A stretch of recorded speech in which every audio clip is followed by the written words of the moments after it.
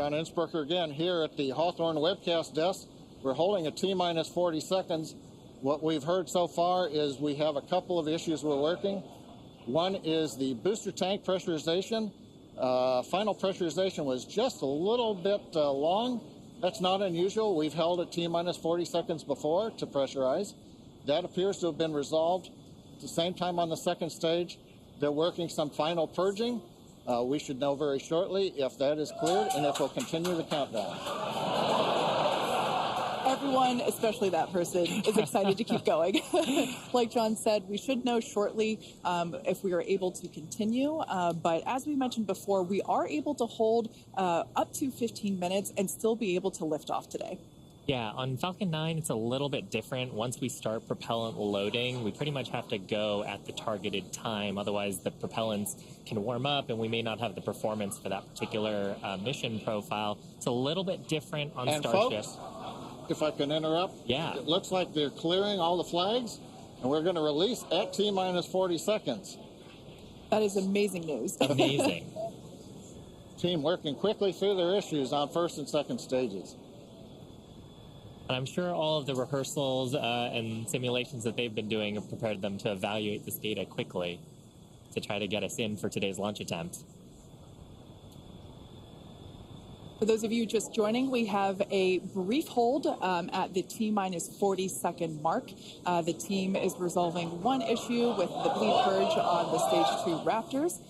Like John just said, the teams are quickly working that, and it looks like the flags are being cleared as we speak. So we should be able to resume the launch countdown any moment now.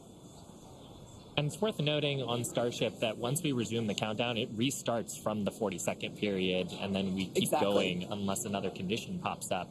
So stick around, because Starship could be going here real soon. Don't walk away, that's for sure. Amazing views here coming to us from Starbase, Texas.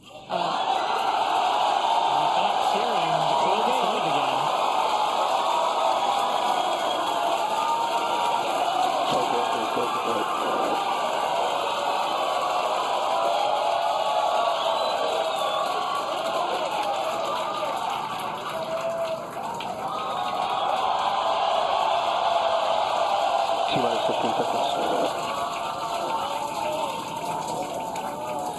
10, 9, 8, 7, 6, 5, 3.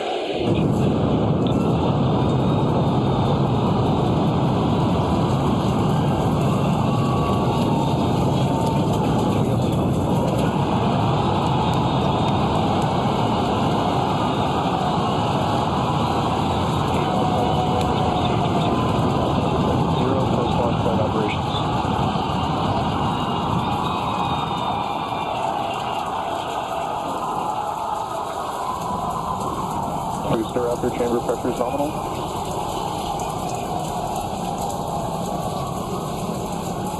+43 seconds into the test flight of the inaugural Starship vehicle. Tower cleared, we're into pitch over. Propulsion reports first stage engines nominal. What a sight from the ground cameras at Starbase. We're flying at twice the thrust of the Saturn V heading to space. Authorization of signal, Corpus Christi.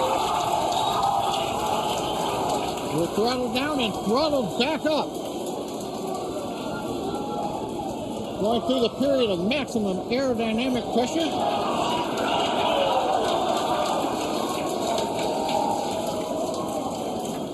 As the velocity increases, the density of the atmosphere is decreasing. Max Q. Lessening stress on the vehicle. The call out, max Q now.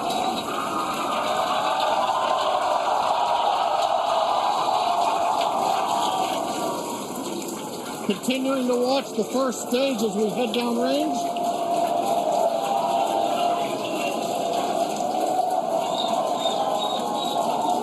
"100 seconds into flight.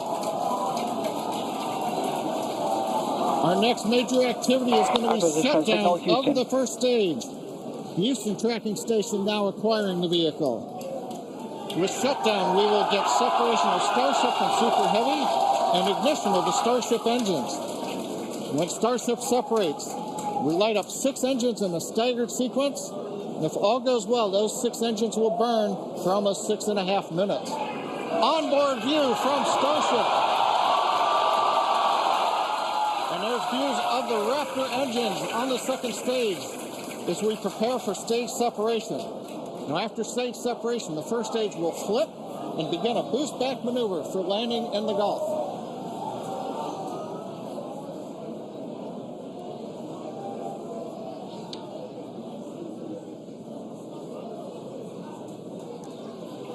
Continuing to fly, 2 minutes 40 seconds. Let's get ready for main engine cutoff. Booster engine cutoff. Beginning to flip for stage separation.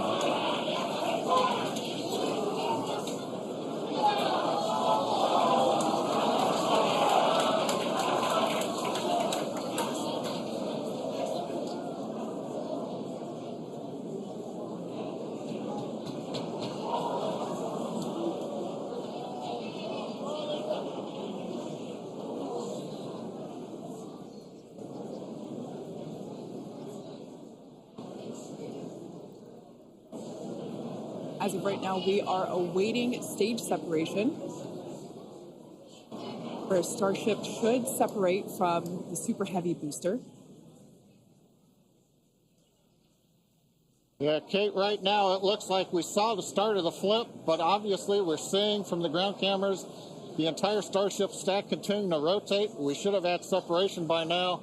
Obviously, this is does not appear to be a nominal situation. Yeah, it does appear to be spinning, but I do want to remind everyone that everything after clearing the tower was icing on the cake. And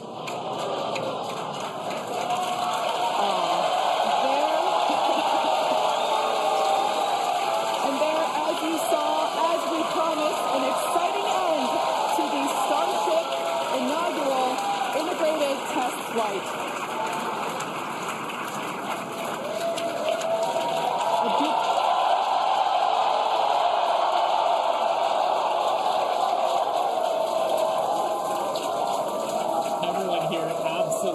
Pumped to clear the pad and make it this far into the test flight, the first integrated flight of the booster and the Starship vehicle. Live view there of our control center at Starbase, which we refer to as Star Command.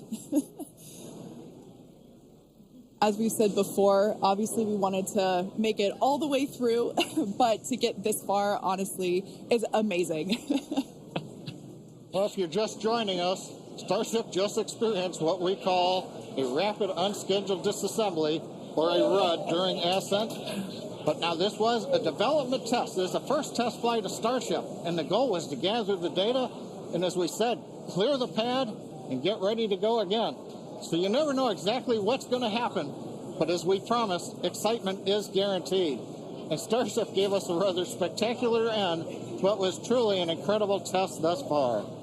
Now, as we mentioned at the start of today's program, any and all the data that we collected during the test is going to help us with further development of Starship, and it's going to improve the vehicle's reliability as SpaceX seeks to make life multiplanetary. It's really worth noting that the flight path was designed to be over water and all the air and sea space. Along with that flight path and those surrounding areas were cleared in advance of the test. And of course, we're going to be coordinating with local authorities for the recovery operations. But honestly, what an exciting morning. Oh my gosh. We had a successful liftoff from Starbase, Texas at 8:28 a.m. Central Time. We cleared the tower, which honestly was our only hope. We cleared the tower, and all the data that we collected all the way through all those Raptor, those 33, although I think we saw that 3 Raptor engines were out. But we got all that data, and we got so far as to hoping to see the Starship, the second stage, separate from the first stage, the Super Heavy booster. And unfortunately, we didn't make that happen, but that's okay. It was the first integrated launch, and honestly, today was amazing. Absolutely incredible day. We made it through a number of those initial test objectives with getting booster ascent, getting all the way through the countdown, working some issues at the end. Like, totally really fantastic tanked, day. Got through the gate at T-minus 40 seconds on the second try. everything released, the hold downs, the quick disconnect arms, everything moves out of the way. And then we got the vehicle off of the pad through max Q all the way up to stage separation, even starting into the prep for stage sep. And then, as we say, a lot of excitement. Yep. Honestly, my face has had a smile on it since liftoff, and now my face hurts. Now, since we don't have any insights on the cause of our rapid unscheduled disassembly at this point, we're going to end our webcast here. Teams will continue to review the data and work toward our next flight test. But before we go, a big congrats to the entire SpaceX team on an exciting first integrated flight test of Starship. And of course, a shout out to our viewers. We appreciate you joining us. And as always, we thank you for your interest in Starship, SpaceX, and your ongoing support. Till next time.